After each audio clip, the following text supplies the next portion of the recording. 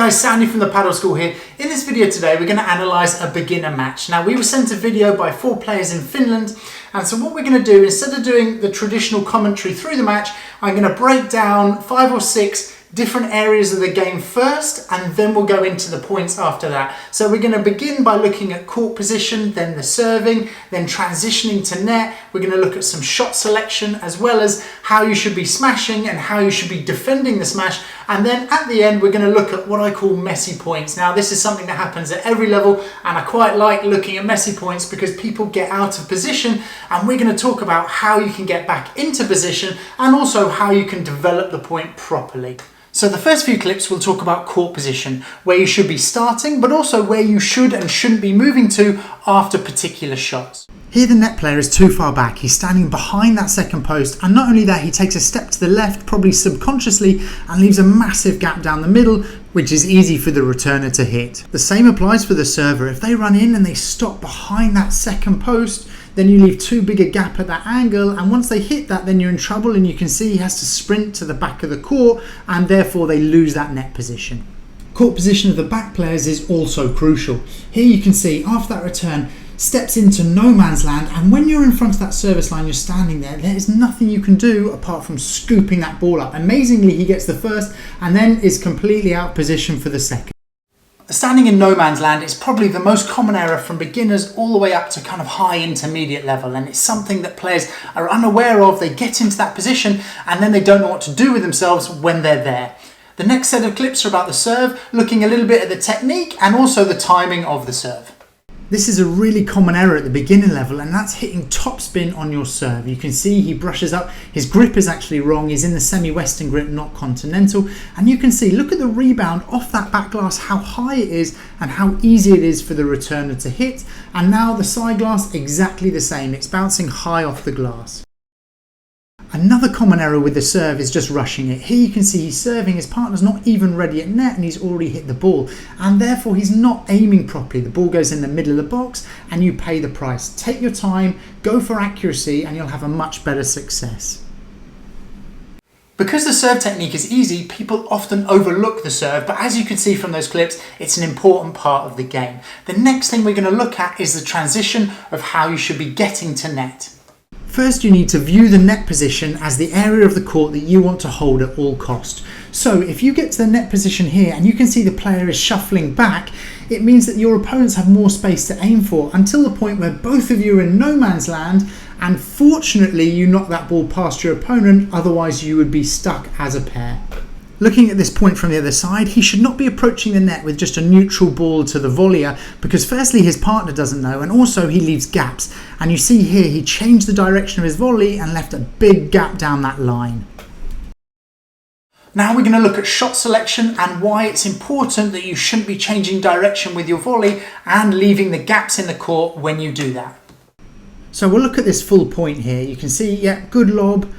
I'm not sure about that shot selection before the glass, but anyway, this is the important one where he runs across the middle, changes the direction and leaves a massive gap down that line, and that's a very common mistake. With the volley down the middle, it's better if you volley in the direction that you're moving. The next area of the game is the smashing. Now what you're about to see in the next few clips is so common, so this is something that you really want to try and avoid if you can. Okay, looking at the full point here, I'm not sure about the ready position of the net player. He needs to have that in the proper ready position.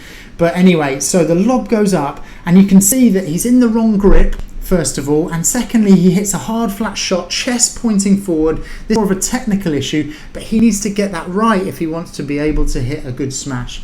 Okay, this point again, the lob goes up, and we'll talk about the late preparation. The racket stays down quite a while, and again, hard flat. Look, he's on that line and he's hitting a hard flat ball that immediately puts your team in the defensive. Here's another opportunity. I think that net player could have moved around the ball and hit an aggressive smash. Again, another flat smash from way back in the court. After the smashing comes defending the smash. Now this differs at different levels, and actually the group of players that sent this video in told me that they don't often use the bandeja. But if people aren't defending the smash at the beginner level properly, you almost don't need the bandeja because the players are not running forward correctly. So you need to learn to defend this flat smash that we've just seen before you involve the bandeja in the game, and I'll show you exactly why on these next few clips. So far we've only seen hard flat smashes, and looking at his posture here, he's going to do exactly the same. And the players are standing at the back and they haven't moved, and there's no wonder that they can't catch up to that ball because they should be moving as soon as that lob goes up and the posture looks like they're going to be aggressive. Another example here, and he's almost at contact, and you can see that both players are standing right by that back glass. So even though he hits the side glass first, there's absolutely no way that they can get there in time. In this one, the players are running forward, even if it's a little bit late, but the problem is the preparation. The rackets are still down when the ball is almost above them, and that's what we'll look at now. Now we're going to look at the key to the majority of these mistakes, which is to do with shot preparation. If players haven't come from tennis, it's a difficult concept to get, but you must split step when your opponent's contact. If you're on your heels, you're going to be slow. Look, he doesn't move to the ball until it's almost bounced, and then there's no time to get to the shot. After the split step, the racket must come back. See, here you can see that the racket only just comes back when it's about 7 or 8 feet above him, which is way too late, and therefore you have to rush your shot. We mentioned this before, but this is not a ready position. If you're holding the racket out to one side, you can't react as well on both sides. So it's important after each shot you get to your ready position. Again, that racket goes to the side, and you can see here a late smash. The racket hasn't gone back again until right before you smash. This preparation is so important, particularly when learning the game if you don't want to hit the ball late. The same applies to the ground strokes. You need to prepare early to be ready. Here it's like you're moving as you're hitting, and therefore you're off balance, and it's normal if you make a mistake. The same on this one here. You've kind of stepped forward with one leg, had a swipe at the ball, and it's normal that you make mistakes. And shot preparation is particularly important when it comes to attacking off that back glass, something that beginners almost never do because they're not in the right position. So here we're going to look specifically at that shot. So with this shot, you really need to get behind the ball. So when you've been lobbed, like here, for example, the ball goes back, and look, he's staying on the service line, his racket's not back, and therefore it's obvious that you can't attack that ball, and therefore he has to hit up on the ball and lob. The same happens at the far end. You need to be in a position behind that ball where you can be aggressive. The same happens here. The lob goes up and he kind of shuffles or wanders back and then scoops the ball up from behind him. You've got enough time to get behind that ball so you can actually be in a good position to hit the shot. Again, we're looking at another lob. He's wandered back into position. Look where his racket is, and the ball is on its way down about 3 feet from him. You need earlier and faster preparation if you want to hit that ball well. Okay, we'll look again at that shot. Now this one is a low one, and look, they're staying on the service line, so it means they still have to scoop. Even if it's not a high one, you have to always try and get behind that ball when it's on that back glass. Okay, so another flat smash, and this time it's in the corner. Again, you've got to be behind that ball if you want to play that shot. To finish with, we'll look at a handful of points. Now I mentioned earlier I call them messy points because often players get completely out of position, so we're going to talk about how you can get back into position on those points. It's very easy for points to get out of control in Padel. So here the servers, they've been forced to the back, they've done a lob which is good, but then he's moved into no man's land and suddenly he's scrabbling around from the front trying to deal with balls halfway up the court, and that is why he's hit a short lob and they've ended up losing that point. You either want to stay both at the back or both at the front if you can. So again, they've been forced back with a lob, another lob which is a good option. He's come for the aggressive smash, he's moved forward into the right position and now just needs to hold the net. It's difficult with the adrenaline pumping and you're being aggressive in the point. So here a good return down to the fence. Now you need to follow your partner. If your partner's hit a good shot, you need to follow up to the net with them. You either follow them to the back or to the front of the court depending on where they are.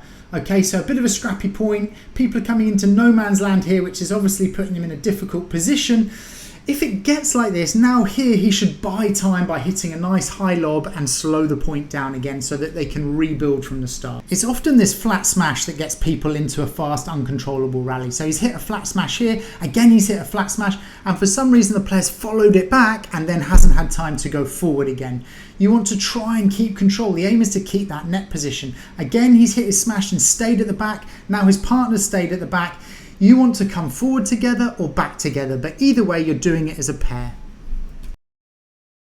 This is the first time that we're doing analysis for players of a different level on the channel. So if you found this interesting or you found this useful, please let me know down in the comments below. I always take on feedback as well, so if you feel like I'm missing areas, then I'll definitely listen to what you have to say. Now, if you want to watch another analysis of the high level that I've done before, then I'll put them down below on this side, and I hope you enjoyed this video.